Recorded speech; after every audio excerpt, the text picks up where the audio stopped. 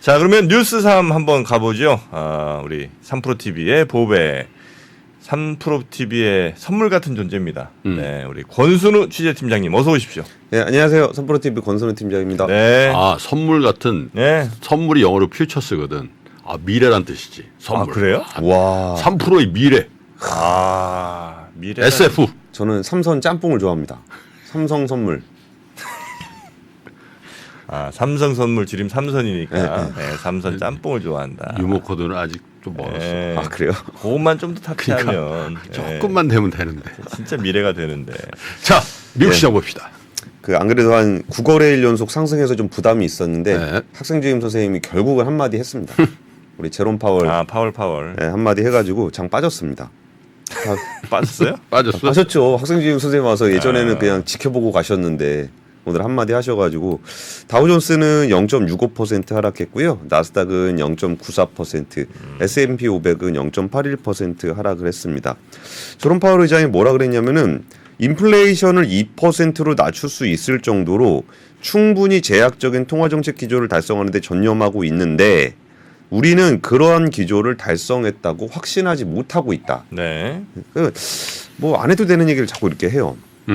나와 동료들은 인플레이션이 둔화된 부분들에 대해서는 기쁘지만 인플레이션을 2%로 지속해 낮추는 과정은 아직 갈 길이 멀다라고 얘기를 했고요.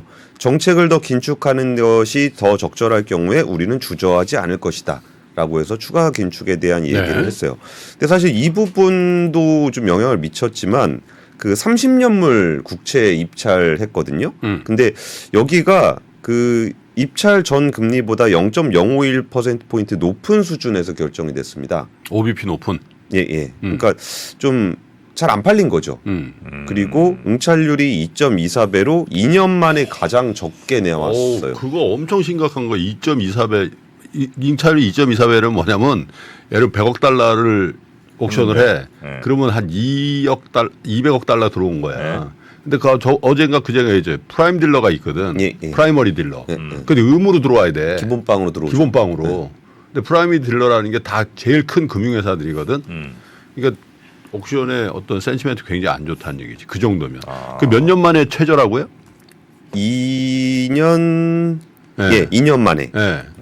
그리고 장기물일수록 저게 돈이 많이 안 모였다라는 건 장기물일수록 채권이 위험한 거잖아요. 그렇죠. 그죠? 네. 그 위험을 감지하고 있다는 게 올라갈 가능성이 있다라고 보는 거죠. 금리가. 그게 뭐 예를 들면 에코프로 머티리얼즈 어제 일반 청약했는데 70대 1? 예, 굉장히 미지근했다 그런 게 70대 1이에요. 근데 지금 미국 장기 국채 뭐 2점 그건 좀 비유가 좀 그런 거. 안 맞나요? 에코프로하고 미국채를. 예. 30년물 국채 금리가 16bp 가량 급등했습니다.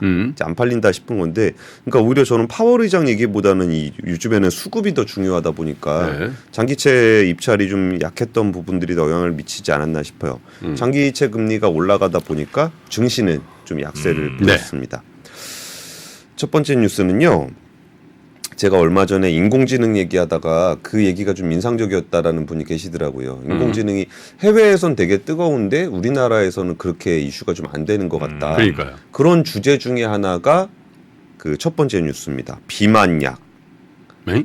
인공지능은 무슨 상관이에요? 그러니까 비만약이 미국에서는 정말 핫하거든요. 그러니까 우리는 지금 비만약이 없어요. 없어요. 핫할 수가 없어 지금. 안 들어와 있어서. 그러니까 비만약이 어느 정도로 핫하냐면은 이번에 그 3분기 실적 발표라는데 식품 관련한 회사들은 거기에 대해서 다 해명하고 있습니다. 그러니까 코카콜라 이런데 비만약이 좀 대중화가 되면서 이렇게 뭐 설탕 많이 들어간 음료수 안 먹는 거 아니냐. 그러니까 코카콜라 주가가 폭락을 한 거예요. 그러니까 코카콜라 CEO가 나와가지고 그거 이제 우리 제품 포트폴리오의 68%가 칼로리를 낮췄거나 아예 없앤 제품이다. 제로 칼로리 많긴 해. 우리 그런 회사 아니니까라고 해명을 해야 될 정도로 비만약이 굉장히 뜨겁거든요. 그래서 지금 일라일리 주가를 보더라도 올해 들어서 정말 가파르게 이렇게 올라가는 모습을 보이고 있어요. 2배 이상 올랐네. 예, 근데 그 위고비는 얘기 좀 들어보셨죠? 위고비 알죠? 예, 그 위고비 싹 센다. 일론 머스크가 좀 살 뺐다가 했던 위고비가 있고 그거의 마운자로라는 게 이제 경쟁약이라고 그렇죠. 불렸는데 네. 이거는 사실 비만약이 아니라 당뇨약이에요. 네. 근데 사실 같은 약입니다. 같은 약인데 그 당뇨로 허가를 받았냐 비만으로 허가를 받았냐 이런 건데 요거의 비만약 버전 이름이 젯바운드인데 이게 지금 미국 FDA에서 승인을 받았습니다. 그러니까 일라이릴리께 젯바운드, 예, 예. 노보노디스크께 위고비. 위고비. 예, 예. 예. 그래가지고 이번에 나오면서 그 1,060달러 그러니까 139만 원으로 정해졌는데 여기 이제 한 달치죠? 예, 예, 예. 한 네. 달치. 위고비가 1,350달러니까 20%가량 저렴합니다. 근데 또 효과는 더 좋아요? 그러니까 효과는 젯바운드의 효과가 105kg 성인에게 zet바운드 15mg을 72주간 투여를 했더니 체중이 22.5%가 줄었다는 거예요.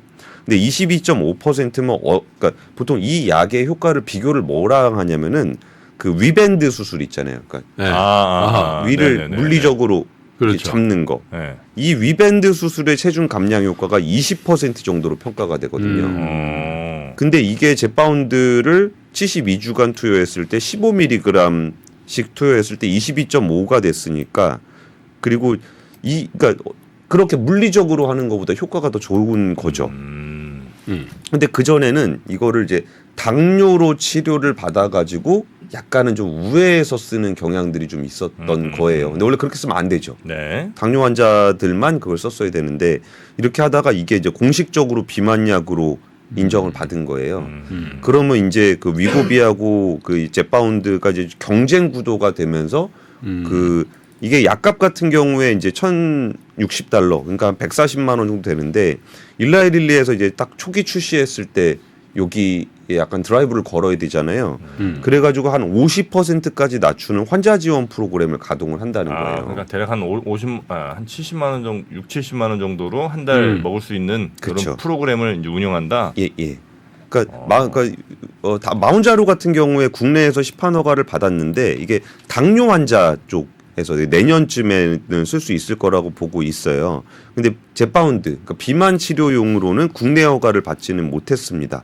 그래서 이제 여기에 좀 임상 실험을 진행을 하고 있고 이 비만약 수요 같은 경우는 뭐 모건 스탠리에서 24억 달러 얘기하다가 2030년 되면 한 770억 달러에 이를 걸로 내다봤는데 지금 이거는 비만약은 공급을 못 합니다. 그러니까 공급이 딸려요. 공장이 없어요. 수요에 비해서. 네. 그럼 우리나라 저기 뭐예요? 그 뭐 셀트리온이나 삼성 삼바 이런 데서 못 만드나? 그 만들어 주잖아. 삼바 특히. 하청 받아서. 응.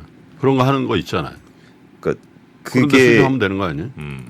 한미약품이 네. 원래 요거 비슷한 그 GLP-1 계열의 비만약을 만들려고 하다가 그거를 만들게 되면은 제조를 하려고 공장을 만들어 놓은 게 있어요. 아, 그 놀고 있거든요. 한미약품이. 예, 예. 그래서 지금 서로들 기대하는 부분들은 그 지을 데 만들 데 없으면은 그 공장에서 만들면 될 텐데 그러니까. 라는 기대가 좀 있습니다. 하겠네. 근데 이렇게 수요가 뭐 이건 전 세계적으로 하면 엄청 팔릴 거고 예, 예. 지금 뭐 생산이 못 따라갈 정도면 우리나라에서 만들어야죠. 그러니까 주문을 넣어줘야죠. 근데 이제 저도 이제 알아봤어요. 이 약이 어떻게 유통되는가. 그러니까 예. 미국에서도 보니까 이제 그 고도 비만이라고 하잖아요. 미국 영화 보면 왜 그냥 진짜 어마어마한 우리나라 분들은 특히 성인 남성분들은 비만은 비만인데 보면 대체로 이제 복부 비만이나 내장 지방 같은 게 많지. 전체적으로 막 이렇게 그런 분들은 많지 않잖아요. 근데 미국은 그런 사람 진짜 많거든. 그렇죠. 그죠? 그래서 그런 분들에게는 그런 분들이 사실 이게 굉장히 질병이에요. 이게. 그럼 뭐 생활이 엄청 근데 그런 분들한테 정말 혁명적인 얘기죠, 저게. 그쵸. 구체적으로 좀 알아보신 이유가 있을까요? 혹시 네? 혹시 이렇게 자세히 알아보신 이유가 뭘까요? 아니 이제 주가가 어떻게 될지 뭐 그런 거죠. 드실 것 같은데 뭐. 네. 여튼 그래서 김 나 같은 부장님 사람은 너무 안 요새 되지. 앉아 계신 것 같아요. 나 같은 사람 안 돼. 그래서 이제 이게 FDA 승인을 받았다. 요게 이제 또 주가에도 많은 영향을 미칠 거고 또 아마 비만 뭐 이쪽 시장에서 어마어마한 또 폭풍이 될 것 같다는 말씀이신 거죠? 그러니까 주가 정도를 말씀드리려고 그런 게 아니라 하나의 트렌드가 돼서 식품에 영향을 미칠 정도로 그러니까. 이게 사회 현상으로 좀 나타나고 있는 것 네네네. 같아서 좀 말씀을 드렸습니다. 아니 근데 이게 지금 일반화되면은 지금 우리 관련 산업이 엄청 많아요. 예를 들면 사실 비만 예를 들면 다이어트 산업이 예를 들면 다이어트 업체들 이런 데들 많잖아요. 뭐 주비스라든지 이런 데 광범위하게 이제 회원 모집해서 하는 데들도 있고 또 그 예를 들면 의사분들도 또 한의사분들도 그런 프로그램 하는 데도 맞죠. 많거든. 네. 예전에 한 20년 전에 비아그라 나왔을 때 한의원이 굉장히 타격을 많이 받았거든. 아 정력제. 아 그래요? 아 그렇지 한의원의 고가 그거는 대부분 양기 보충이라든지 이런 것들이 많았다고. 근데 실제로 타격 많았죠. 정 프로님은 뭐 전혀 뭐 관심 없다는 듯이 양기 보충 따위를 왜 하냐 이런 아유. 관점이신데요. 양기 지금 사람들한테 나눠주고 있습니다. 위험 발언입니다.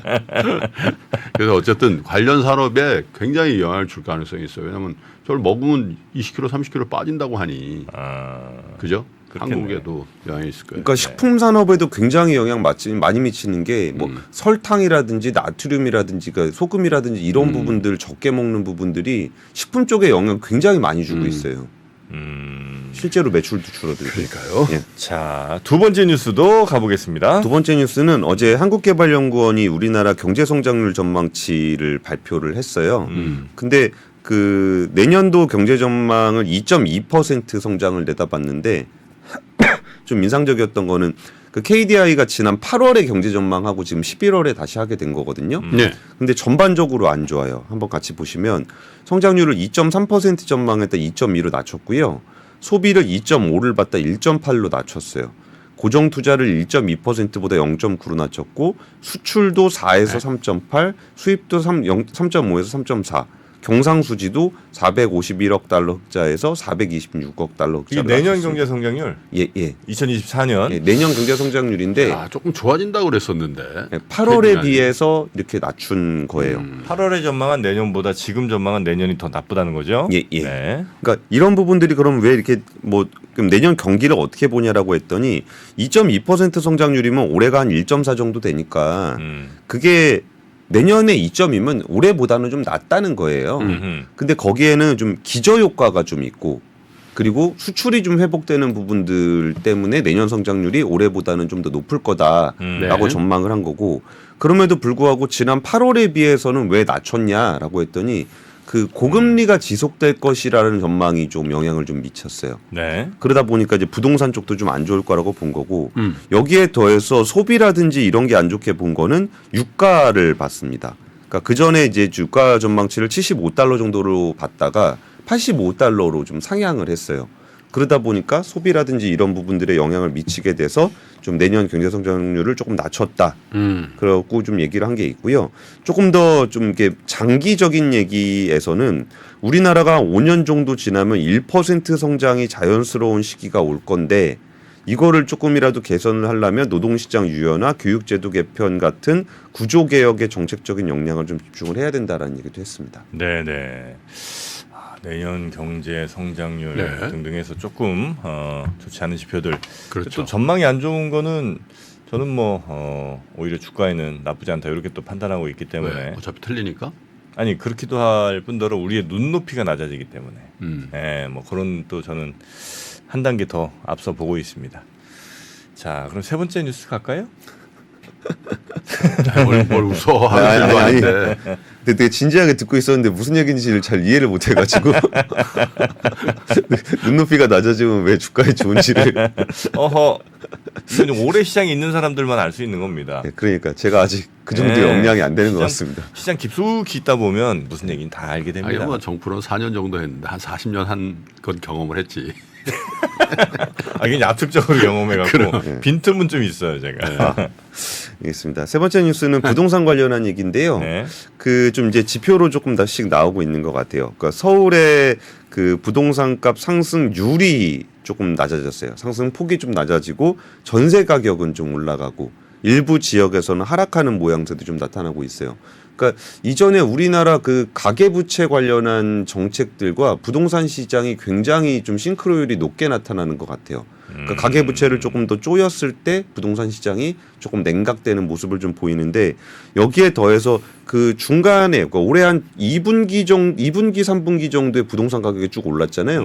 그러다 보니까 부동산 호가가 되게 많이 올라가 있어요. 근데 금리는 되게 높아진 상황에서 대출을 쪼여버리니까 네. 매수자들 쪽에서는 조금 약해요.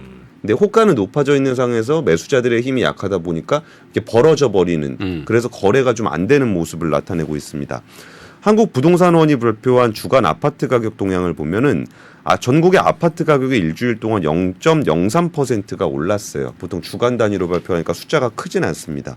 근데 지난주에 0.04%보다 상승폭이 좀 줄었고요. 네. 수도권 같은 경우는 0.07%에서 0.04%로 상승률이 큰 폭으로 축소가 됐습니다.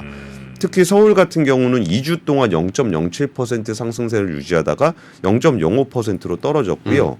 서울시 내에서는 강북구와 노원구가 0.01% 하락했습니다. 그러니까 하락하는 모습 나타난 건 되게 오랜만이에요. 근데 이 부분에 대해서 그 김프로님이 그 전에 몇 번 말씀해 주셨잖아요.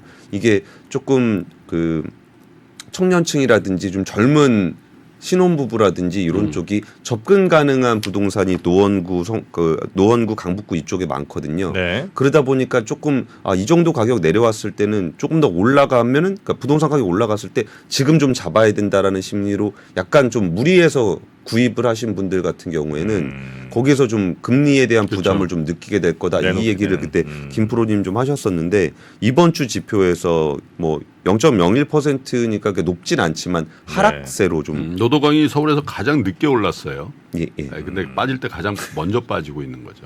아유, 주식이랑 비슷하네요. 주식도 왜 대장주 있고 예.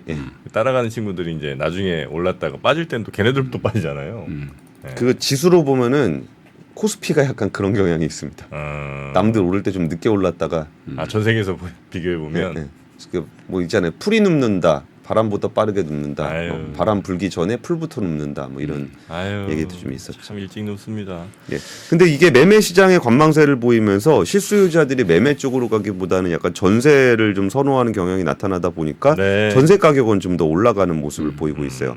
전국의 전세 가격은 0.12% 상승해서 지난주와 같은 수준을 유지했는데 서울 같은 경우는 지난주에 0.19%에서 이번 주는 0.21%로 상승폭이 좀 확대되는 모습을 좀 나타내고 있습니다. 네. 대충 어떤 모양인지 아시겠죠? 실수요자들이 예전에 매매에 가다가 호가 벌어지고 금리가 올라가고 하다 보니까 야 이번에도 좀 매매는 좀 힘들 것 같아. 그냥 전세로 가야 될 것 같아. 그래서 전세 가격이 좀 올라가는 모양새. 예전에 리치고 이기원 김기현 대표가 한 얘기대로 되는데. 그러니까요. 딱 그 얘기대로 가고 있어요 지금. 네. 네. 그 얘기 김기현 좀 대표 이제 사석에서 만나면 나보고 그러는 거야. 답답해요. 진짜 데이터가 이렇게 얘기하고 있다는데 잘 안 믿어요. 막 그래. 그 내가 그러니까. 김 대표 계속해. 그렇죠. 시간이 결국 시간이 증명해 주는 겁니다. 그래서 저희가 이제 12월 4일부터 네. 우리 동네 맞춤 부동산 더 디테일이라고 더 디테일. 그래서 1차적으로 더 할 수도 있는데 강남, 서초, 송파, 네. 용산, 성동, 판교 분당 6개 지역을 6일 동안 하루에 4시간씩 각 분야의 완전 최고 전문가들 4분, 3분인가 이게 모시고 4시간 세미나를 하거든요. 네. 조금만 있어 보세요. 저희가 광고 내보냅니다. 이제. 좋습니다. 자, 그러면 어쨌든 지금 이제 날씨도 많이 추워지고 연말 분위기도 좀 나는데 연말 분위기 한번 보시죠. 권 팀장님이 뭐 하나 찍어 오셨다면서요? 네. 이게 뭡니까? 아유, 이게 장안의 화제라는 거 저거 아니에요? 네, 핸드폰을 찍었구나. 네. 그러니까 장안의 화제. 어제 더현대에서 좀 프레스 릴리즈를 했어요. 네. 그 크리스마스 트리를 좀 미리 볼 수 있게끔. 저 사람이에요, 로봇이에요? 사람이지. 사람이에요? 로봇이죠. 로봇이야? 사람이 하루 종일 거기서 춤추고 있을 수 없잖아요. 그러니까 이게 세대 차이가 이렇게 난다니까요. 네. 이쁘게 꾸며놨네. 우리 인건비 쌀 때 세대라. 로봇보다 사람 하나 쓰는 게. 그래도 크리스마스 좀 분위기 느껴보시라고 저희가 좀 제작물을 만들어봤습니다. 좀 저희 노래도 좀 섞어 오시지. 그 앞본 채널에 오늘 올라갈 거예요. 네, 그렇습니까? 네, 네. 유튜브 APKWON. 이제 이름으로 한글로도 안 돼 아직도? 아직도 안 돼요. 그럼 뭐 좀 유튜브 얘기 좀 해요. 그거를 그 채널 그 지역을 한국으로 하지 말고 미국으로 해버려. 왜? 미국에서 터질 줄 아나. 네, 하여튼 압권 채널 압권. 네, 좀 많이 사랑해 주시고요. 예. 외환위기 오는 거 아니에요? 금융위기 오는 거 아니에요? 이런 질문들을 좀 굉장히 많이 받았었습니다. 탐욕이 되게 강했을 때 위험자산으로서의 극단적인 쏠림이 나타나고 공포감이 극에 달했을 때 안전자산으로서의 극단적인 쏠림이 나타나거든요. 과거의 일이 미래에 똑같이 일어난다 이건 아니지만 그때 당시에 위기 상황에서는 어떤 공통점들이 있었는지를 보면서 우리가 대비를 하는 방법도 고민해 볼 수 있고요. 과거를 제대로 이해하는 순간 위기의 실체가 드러납니다. 오건영의 현실 경제 이야기를 서점에서 만나보세요.